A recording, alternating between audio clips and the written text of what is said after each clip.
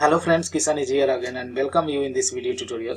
In this video tutorial we are going to look into a new method added in Java class. It's called files.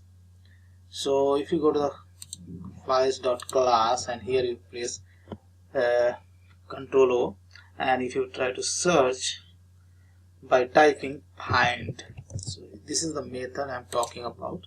So in this video tutorial we'll see how we can make use of this method. Okay, so here is the Eclipse. I have created a project and here a class which contains the main method. So let's try to understand so how basically files find method works. So files find, so it's a find is a static method. So directly you can call by the class name. So files.find directly you can call like this, that returns a stream that is lazily populated with path by searching for files in a file tree rooted at the given starting point, given starting file. So let's try to understand through an example. So we have a class is called paths. Paths has a get method, right? So get method I'm going to specify current directory itself. So current directory can be represented as dot. So now this returns of as a path object. So let's say this is called P, and we have a class is called files, and dot we have a method is called find, which accepts few parameters. So first parameter I'm going to specify, that is nothing but the path object, right? So path object already we have created, that is called P, and max depth. If you try searching then till what max depth you want to keep searching, right? So there is files system is can be represented as the tree structure, right? So that will keep searching till what depth you want that search to should perform, that depth we can give. Here I'm going to we don't have any kind of like file in I mean directory inside directory, then files, nothing like that. So directly I have kept some file over here, but you can try to do that.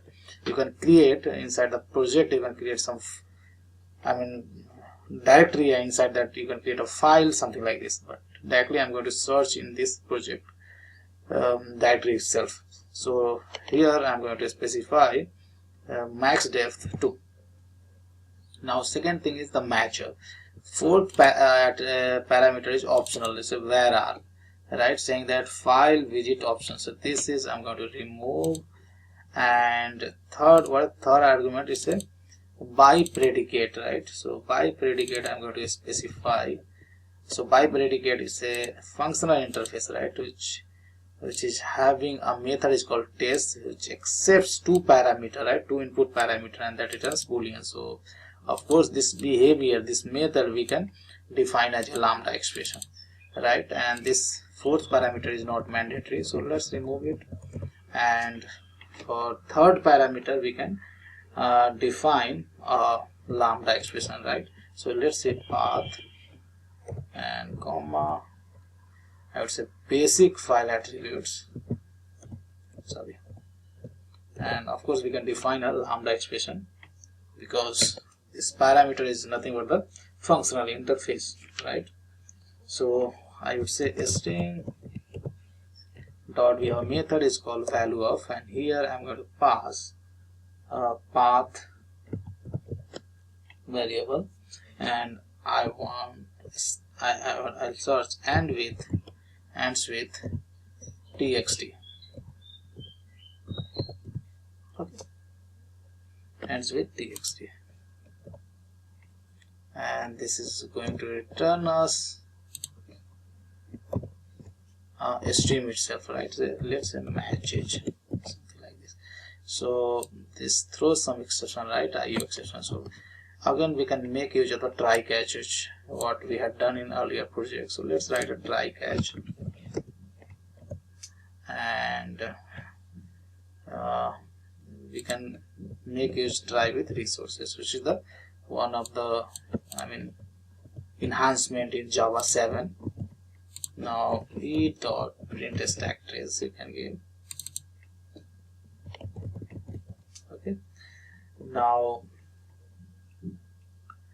we have an object is called matches.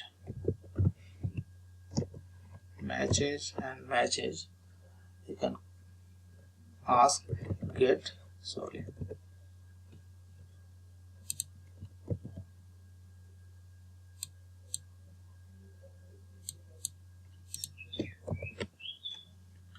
you can have object which called matches, right?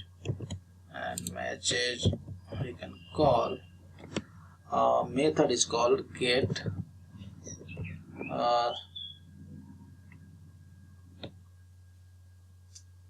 sorry.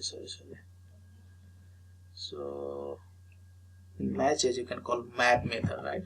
Map. And map you can specify like path, you can supply a lambda expression like path dot get file name, right?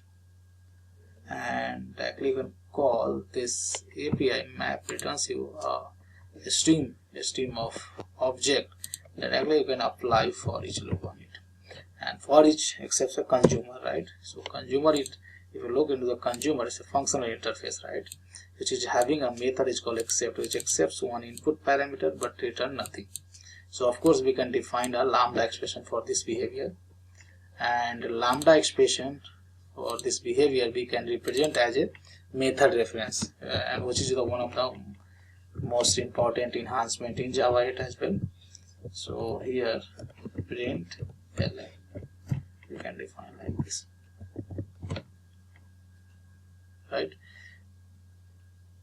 So if you look into the output of the system.out, so this is nothing but the print stream, right? And this returns you the object of print stream, and you call the print ln method on it, and print ln method does not return anything but accepts a parameter.